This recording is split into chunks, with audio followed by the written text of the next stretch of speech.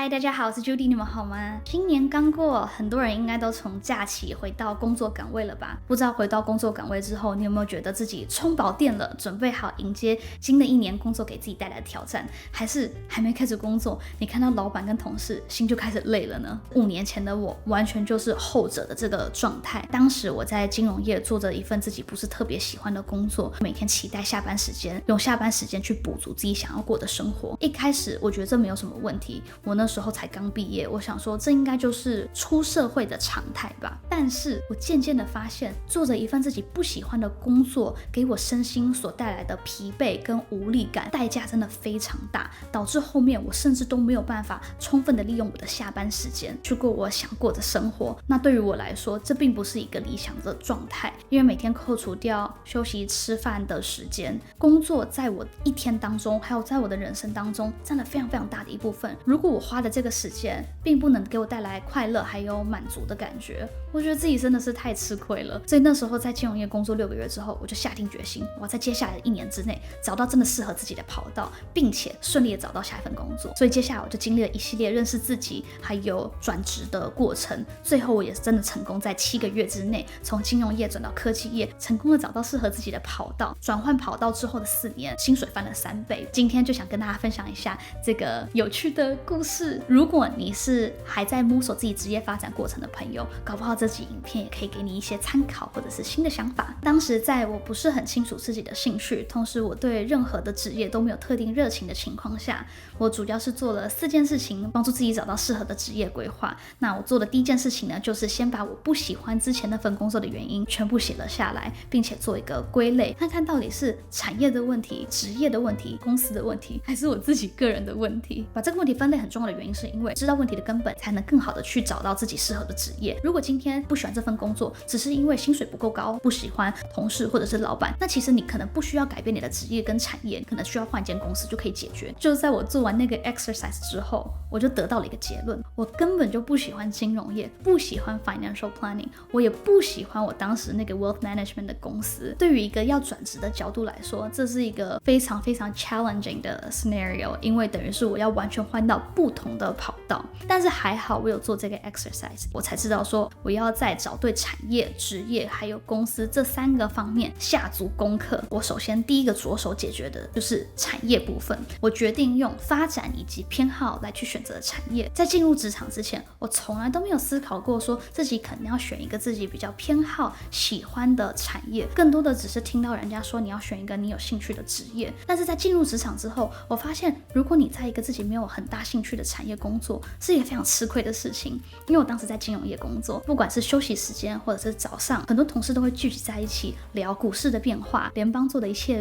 的决定会可能怎么样干预到市场，甚至是谁是说了什么，一系列的金融资讯、时事讯息，这一切对我来讲是需要花额外的心力去做学习的。我有做这个工作跟没有做这个工作，它都不是一个我下班会去主动学习的东西。所以就透过这件事情，我就发现如果进入自己一个没有兴趣的产业，真的非常吃亏，自然接收到这个产业相关知识就比别人少很多，讯息量也少很多。那我也缺少了可以跟同事 connect 的机会。那些人因为都是了解同样的东西，所以他们更好的可以跟彼此 connect。除此之外，你还可以更顺利的 build up 你职场上的一些 network。这整体来讲，对职业发展是非常非常有优势的。我当时就没有这个优势，所以我就决定我一定要用发展以及偏好来选择我的产业。我首先真的是 pull up 一个 industry list， 然后就用删除法。一个人不一定会有一个特定的兴趣或者是热情，但是每一个人都会有偏好，这就是为什么有演算法。没有偏好的话，演算法就不 work 了。所以我当时就是做这个方法，列出来之后，我就这样删，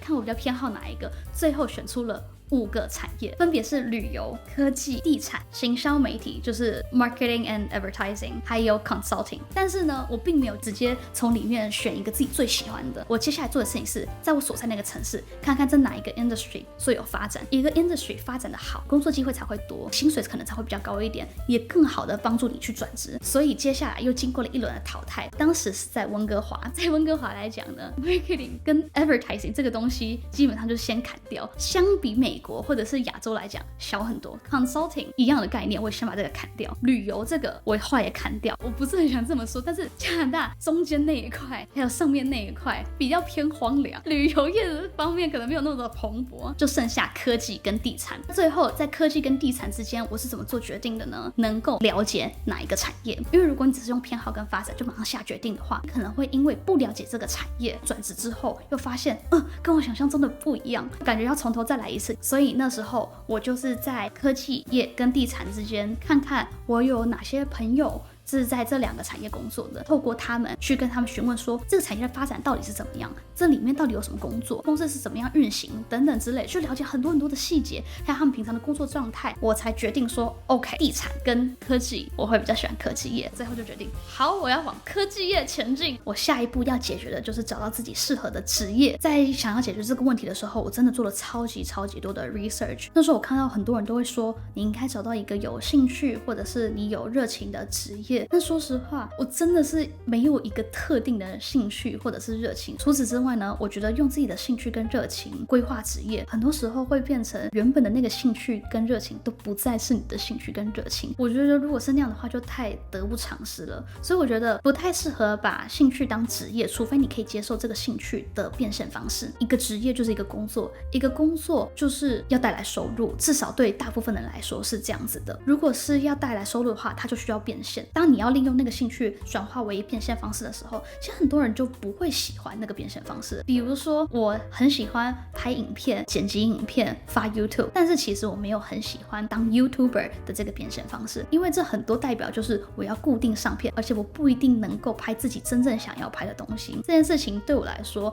可能就会把我的兴趣变成压力以及负担，所以我就没有想过要当全职的 YouTuber。 那如果不把自己的兴趣当职业，我最后研究出来得到一个结论，就是我应该要用自己的核心能力以及生活方式去选择自己适合的职业。我当时为什么会觉得说要用自己的核心能力，是因为我有看到一个影片，里面有个教授，他就是在讲说曾经有做过一个 research， 访问一群做一样工作的人，他发现那群人里面工作做得好，也很喜欢自己那份工作的人，并不是因为他对那个工作那个职业超级无敌有热情，而是这份工作用到了他的核心能力，这个核心能力在工作中发挥价值，给他带来成就感，他的成就感就让他可以更精进他自己的专业，更精进自己的专业之后，在工作中可以 make bigger impact，他所做的事情给他带来的更大的价值。听完这个故事之后，我就真的觉得说，对，我觉得应该要找到自己的核心能力，我也想要运用自己的核心能力去创造出更大的价值。我就花了很多的时间去找我自己的核心能力。如果大家对这个部分有兴趣的话，我也可以再开一集影片，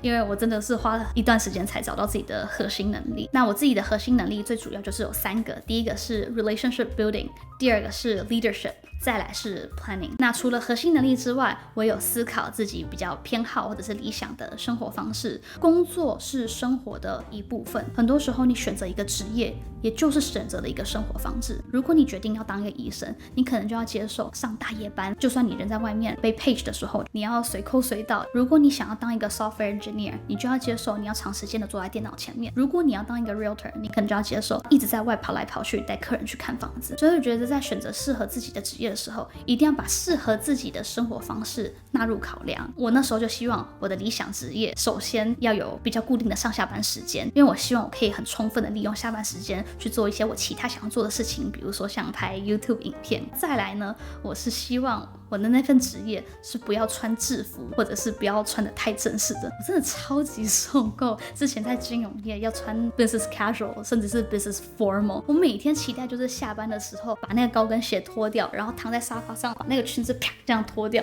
那基本上就是我每天最期待的事情。所以我的那个理想职业希望可以让我穿得很轻松。最后呢，我是一个非常喜欢讲话聊天，而且很怕无聊安静的人，所以我希望我的职业是可以跟很多人沟通，一起团队合作，不希望是一个人把自己工作做好就可以的那个类型。把我的核心能力跟我理想的生活方式加在一起之后，我就锁定了科技业偏软体 internet 那一类里面的 sales/business development marketing 还有 sales ops 部门。在确认自己比较适合的部门之后呢，我接下来做的就是更多的 research， 看看这几个部门里面最常见的3个职位分别是什么，他们的工作内容在科技业里面大概是什么样子的，以及平均薪资。那在清楚的了解这些东西之后，我最后才锁定了我要往 Sales Ops 方面发展，更多的去做商业分析这方面的工作。那最后就是选择公司的部分了，我基本上就是透过2件事情去选我到底要去哪一间公司上班。第一个就是公司的文化，第二个呢就是薪资福利。公司文化的方面，当时我是有2件事情是比较看重的。第一个是我希望这个公司是有 startup vibe 的，